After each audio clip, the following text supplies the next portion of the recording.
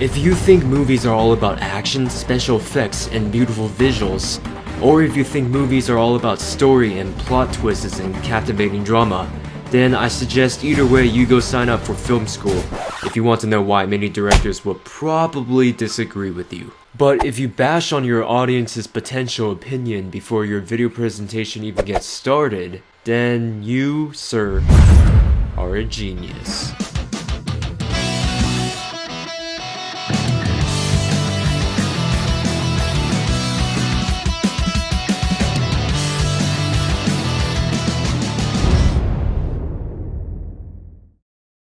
It's in the story, and it's what ends up on the screen.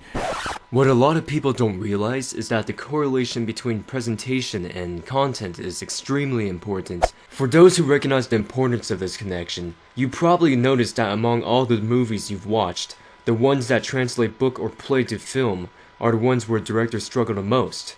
Especially when you have the pressure of that author or playwright's reputation on your back. And that's exactly what today's topic is about.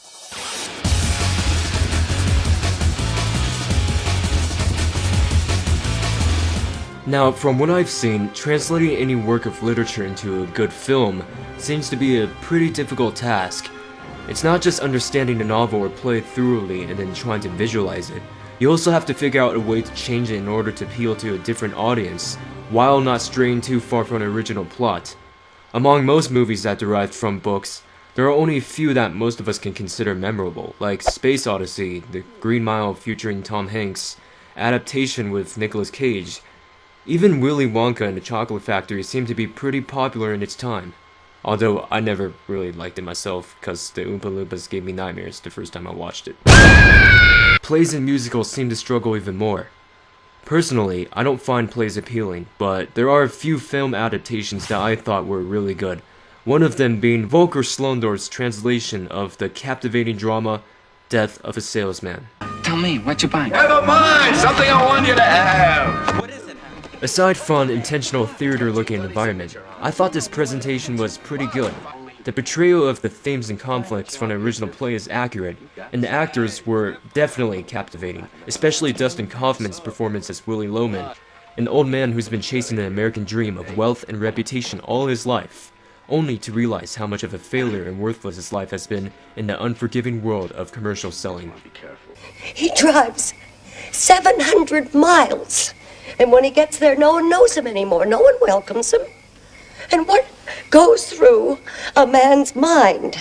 Driving 700 miles home without having earned a cent. Why shouldn't he talk to himself? Now an aged man, Willie tries to pass down his ambitions to his son, Biff, who unfortunately does not share the same vision as him because he understands what it means to be an individual without being materialistic.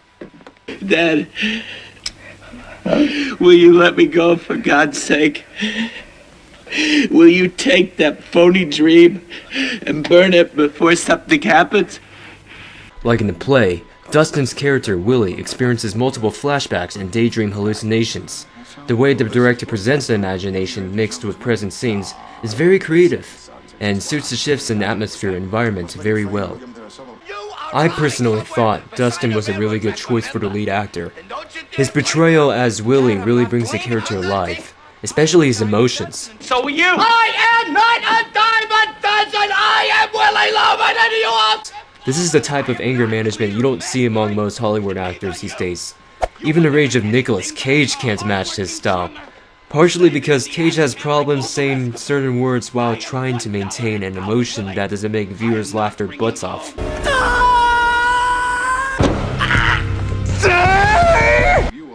The movie is very solid in its relation to the play. It not only keeps Arthur Miller's plot unchanged, but also follows his text almost literally word for word. There is no really obvious attempt to open it up. It is filmed entirely on stylized, artificially looking sets, similar to those that would be used in a theater. There are a few flaws, however. Why you fellas think I'm so careful then? First, I found the music by Alex North to be very, awkward.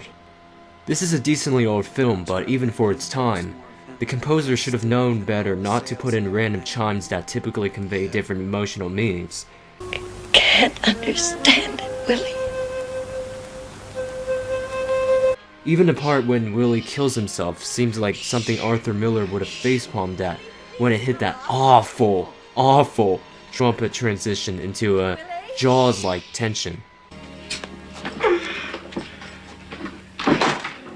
Willie!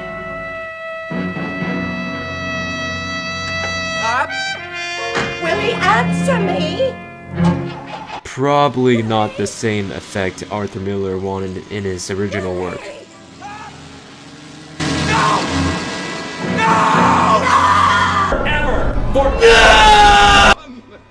Overall, Death of a Salesman of 1985 is one of the most solid translations from play to film. And as a person who is more of a film lover than a theater junkie, this version definitely was more intriguing to watch than hearing a play be read aloud. No offense, Adam. Actually, this is probably as good as it gets for plays that have been turned into successful films. Literature to movie translations, as mentioned before, are extremely difficult to execute, even if the entire plot is already there. I mean, really, these days, Hollywood's already struggling enough trying to remake their own movies. Directors that make films off novels, however, they realize that they're not only retelling the story, but also telling the story to a completely different audience as well. Thus, a lot of them fail to achieve accuracy toward the plot and end up altering the film in ways that most of the time backfire. Personally, I think it will work best if the people in Hollywood just do what they used to do, and that is spending more time trying to create higher quality original films. And please, as much as we love Matt Damon, Johnny Depp, Brad Pitt, and all the other celebrity actors, please cast the right people, not just because they're famous. I mean, that's what Hollywood did to Nicolas Cage, who was a popular and awesome actor in the 80s and 90s. But lately, he's been having a downhill career with terrible movies made by terrible directors. Who knows? Maybe we'll see him in the next inevitable remake of Death of a Salesman.